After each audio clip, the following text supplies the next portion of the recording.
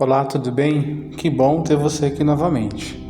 Espero que essa mensagem possa trazer esperança e fé e que a sabedoria do nosso Deus possa preencher a sua mente, trazendo muita clareza na mensagem. Eu quero compartilhar com você hoje a mensagem partindo do livro mais conhecido, se não o do mais falado, o livro de Salmos. E aqui a gente vai inaugurar com Salmos número 1, que tem poucos versículos. Ele compõe em 6 versículos, mas ele traz para nós uma riqueza de conhecimento, de clareza, de entendimento e até mesmo de comportamento.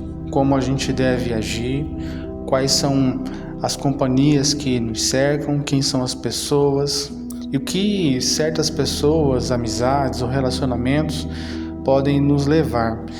E a riqueza que o salmista nos apresenta no capítulo 1, versículo 1, ele tem tanta informação que a gente consegue extrair o comportamento, atitudes e formas com que os homens, o homem em si, ele age e reage de acordo com o cenário que ele se encontra. Então, quando vemos aqui que o bem-aventurado, o homem que não anda segundo o conselho dos ímpios, nem se detém no caminho dos pecadores, nem se assenta na roda dos escarnecedores, nós temos aqui um homem que tem uma prudência, que tem um zelo, que tem uma observância quanto ao seu comportamento, e ele não se permite ser corrompido.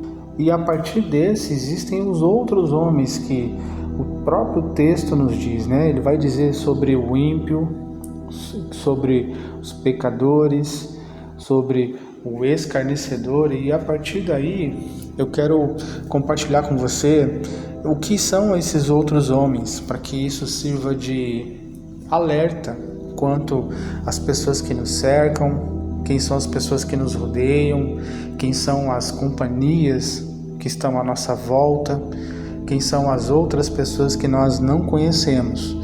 E a riqueza desse capítulo 1, versículo 1, ele nos traz essas informações muito contemporâneas que a gente pode encontrar, às vezes, dentro da nossa casa, no ambiente de trabalho, nas nossas relações sociais, nas nossas redes sociais. E eu quero compartilhar com você essa tradução, essa extração dessa riqueza, para que a gente possa ter essa prudência, essa bem-aventurança, que a gente vai conseguir identificar a partir desse ponto.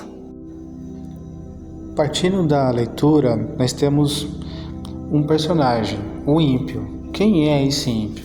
Como que a gente consegue saber, dentre inúmeras pessoas, quem é esse ímpio? Como que ele se comporta? Como que ele age? Então, sabendo que existe uma característica do ímpio, a gente consegue fazer essa leitura. Quem ele é? O ímpio, ele é uma pessoa cruel, ele é impiedoso, ele não tem humanidade, ou seja, ele é desumano. E a gente consegue identificar que essas características são características principais dessa pessoa que tem essa condição de impiedade.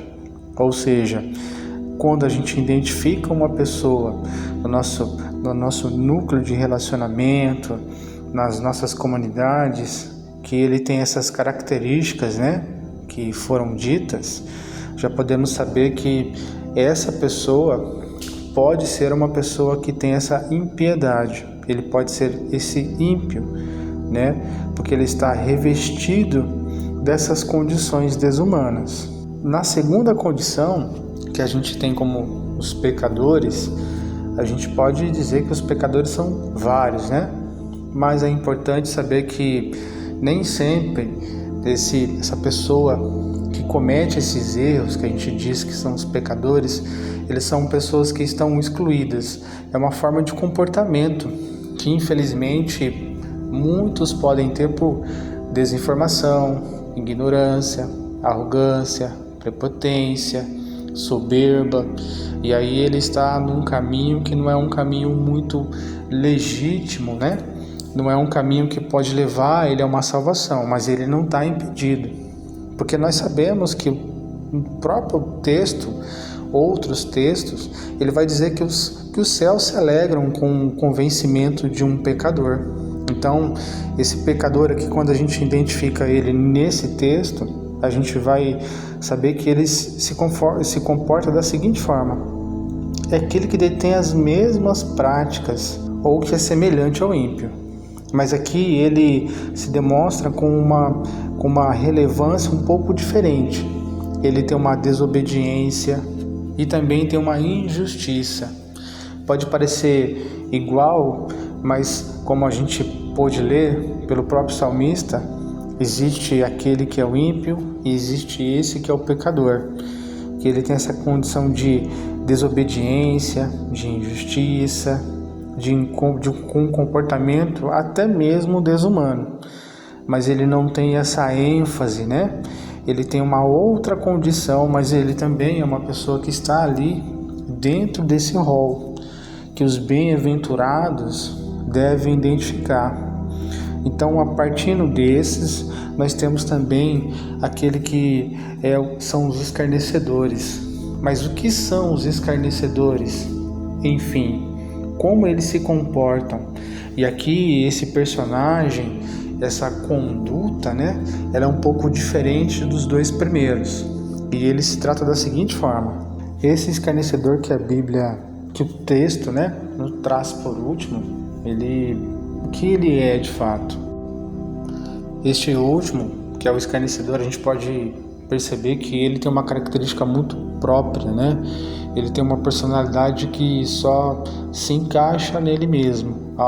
O atributo que ele possui é extraído dos outros, né? Do ímpio, do pecador, mas aqui ele tem um comportamento já mais desmedido. Ele tem uma satisfação egoística. Ele precisa alimentar o ego e a alegria dele com esse destratar o próximo. Ele não consegue e também não tem o interesse de medir as consequências dos danos que ele causa ao próximo, como isso atinge o próximo. Então, esse ferir o outro traz para ele uma satisfação que ele se sente bem. Então, esse escarnecedor, que é uma pessoa que tem um comportamento muito desmedido e até mesmo sem qualquer compaixão com o outro, é esse o perfil que a gente precisa se atentar, porque sempre a gente pode encontrar alguém que tem aquele senso de zombaria, né? Aquelas piadinhas insensíveis, aquelas palavras ditas sem se preocupar se vai causar um constrangimento, se quem está ouvindo ou quem está sendo direcionado às conversas, se elas vão se sentir bem ou não. Então essa é uma característica que nós, como pessoas que estamos dentro desse rol do bem-aventurado, a gente precisa observar. E se a gente não perceber isso com muita rapidez, a gente pode se tornar, né, piadas, chacotas, vexames. Então é sempre bom a gente identificar no nosso caminho, no nosso trajeto, nas nossas redes sociais, nas nossas comunidades muito próximas, no nosso hall de pessoas que estão muito chegadas a nós, se ele tem essa condição, porque aqui a gente pode perceber que esse escarnecedor, ele não está preocupado se você vai se sentir bem ou não. Pelo contrário, ele está preocupado em satisfazer algo próprio, assim como uma condição egoística, só para ele, né? Então a gente precisa ter esse cuidado como bem-aventurados, para que a gente possa seguir um bom caminho.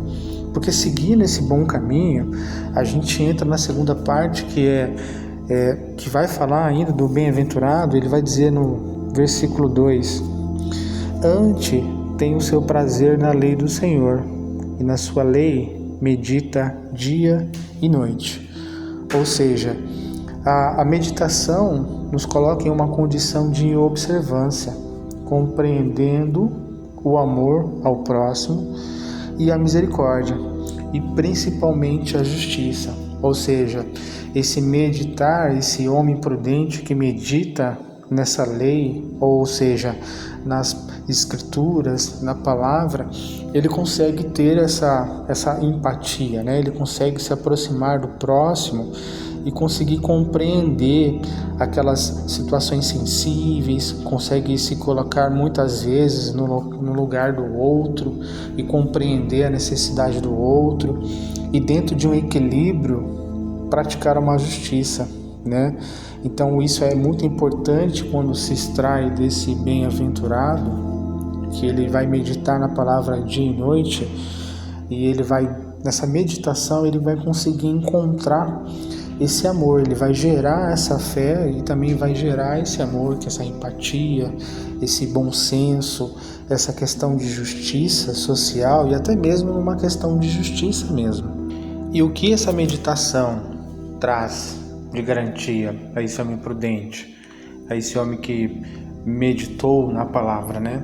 A gente vai extrair uma promessa que da mesma forma tem uma riqueza pela prudência, pelo fato de observar a lei, pelo fato de meditar, pensar sobre e colocar em prática esse comportamento. Quando a gente encontra isso, essa prudência, surgem então essas garantias, né? Essas bênçãos que são condicionadas, né? E ficam disponíveis a partir dessa meditação. Porque no versículo 3 ele vai dizer: pois será como árvore plantada junto ao ribeiro de águas, a qual dá o seu fruto no seu tempo, as suas folhas não cairão, e tudo quanto fizeres prosperará. A gente pode perceber aqui que é uma promessa que ela dá muita ênfase em prosperar e também quanto aos planos. Então essa meditação gera nessa pessoa, o homem, aquele que tem esse comportamento de meditação, de observância, de se esquivar desses outros personagens, né? O ímpio, o pecador e também principalmente do escarnecedor. E por fim, nessa meditação ele vai encontrar as promessas, porque ele consegue trilhar um caminho com muita clareza, com muita segurança. E não só ele vai estar nessa condição de estar plantado, mas certamente a sua geração, a sua descendência.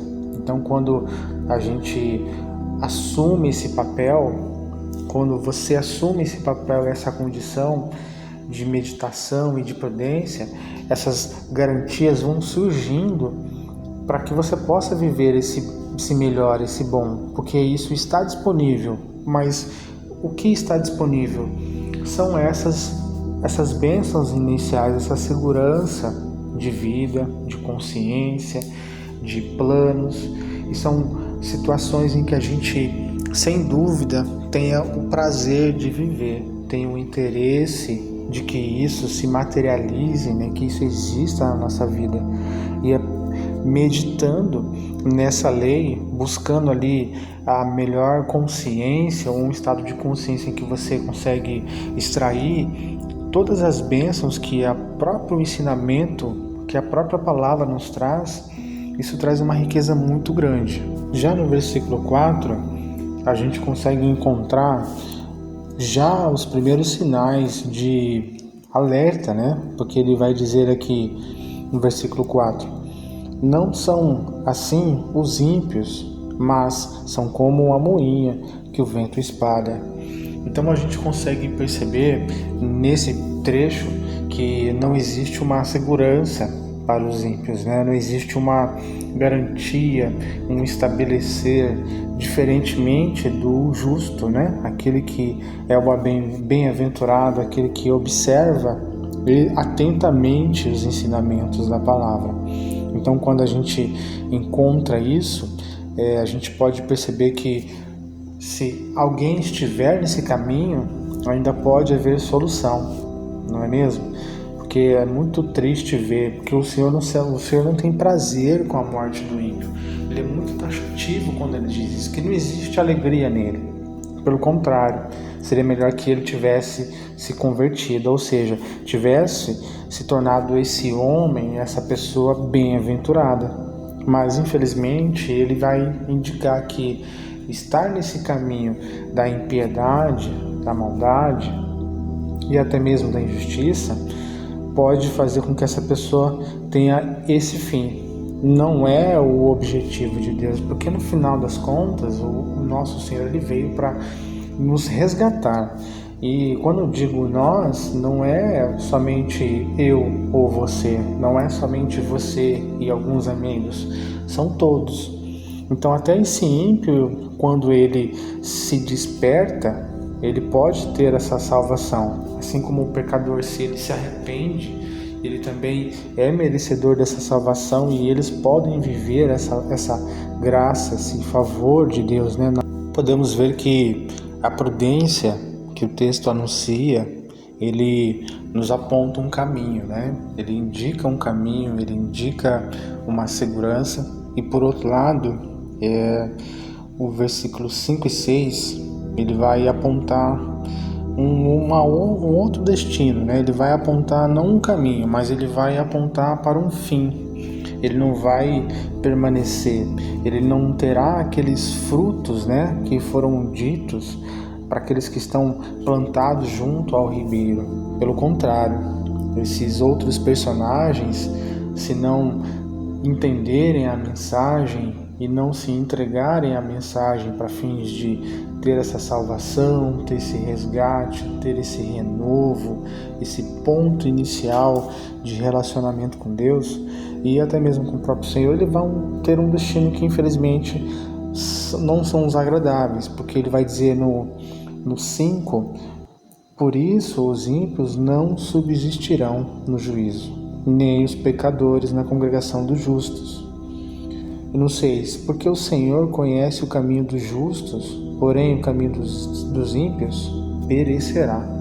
Então a gente pode perceber que existe uma limitação de tempo, uma limitação de existência para essas pessoas que não permitem receber e ressignificar o seu comportamento, a sua mentalidade, os seus pensamentos. E por que tudo isso serve de alerta nesse trecho, né, nessa mensagem?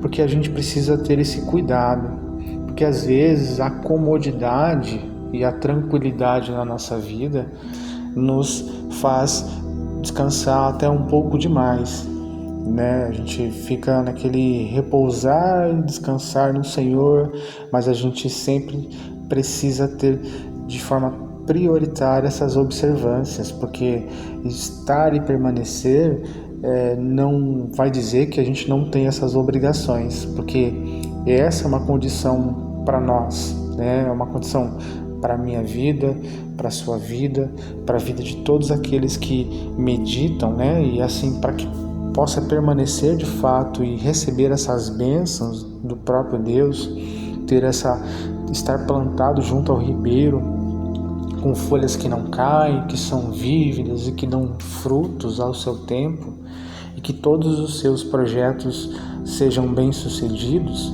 É importante que a gente tenha esse cuidado em observar quem são essas pessoas que nos cercam, para que a gente também não se perca, porque às vezes para alguns é muito simples se perder, para outros é mais difícil, porque ele já entendeu a mensagem de Cristo e ele não vai se perder. Mas eu espero que essa mensagem tenha te alcançado, que a graça e a misericórdia de Deus possa estar renovando cada vez mais a sua mente, o seu dia a dia, as suas meditações, que as suas orações elas sejam dentro dessa prudência, para que as misericórdias de Deus possam ser derramadas na sua vida e que você sinta assim essa certeza de que você é merecedor, que nós podemos receber todas as graças e todas as bênçãos do próprio Senhor. Mas é importante que a gente tenha esse cuidado. Nós precisamos, né, nos cercar dessa segurança pessoal quanto à nossa pessoa e até mesmo, se possível, contribuir com aqueles que ainda não conheceram e aqueles que podem estar cercados por pessoas assim, para que elas possam ser resgatadas também, porque não é prudente desses homens bem-aventurados, desses homens, dessas mulheres, porque eu tenho certeza que existem muitas mulheres que têm uma bem-aventurança muito genuína.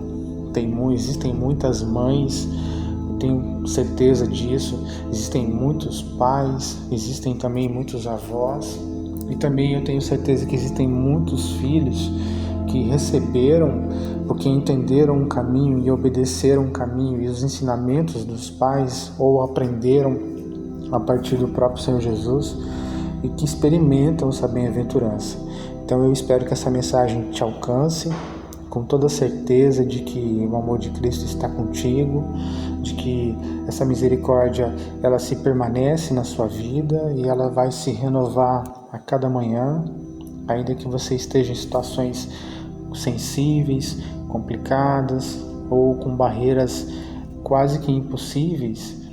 Ainda assim eu creio e eu espero que a mensagem, que esse amor de Deus possa te alcançar na sua casa, no seu ambiente de trabalho, nas suas relações pessoais, no seu casamento, nas suas relações de empreendimento, e que todos os seus negócios eles sejam bem-sucedidos. Então eu desejo para todos esses que ouvem essa mensagem que eles se tornem essas pessoas bem-aventuradas, essa bem-aventurança, para que eles estejam todos estabelecidos, para que você esteja estabelecido, estabelecida, para que os seus projetos sejam renovados, para que eles possam alcançar essa plenitude e que esses frutos possam ser apenas e tão somente a presença de Deus na sua vida, que você possa receber com muita gratidão, que você possa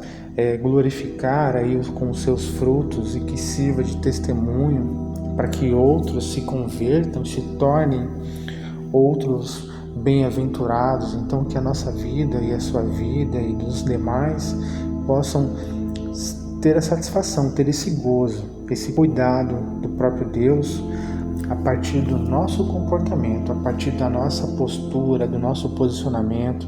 E eu espero que essa mensagem tenha te alcançado de forma muito genuína.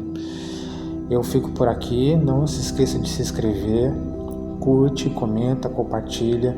Se você quiser deixar uma mensagem também nos comentários, não tem problema. Se você tiver uma sugestão para nós, eu vou estar muito feliz em compartilhar com vocês a mensagem a próxima mensagem, e também vou ficar aguardando aí os seus likes, né? O seu compartilhar essa mensagem, talvez você ouvir novamente.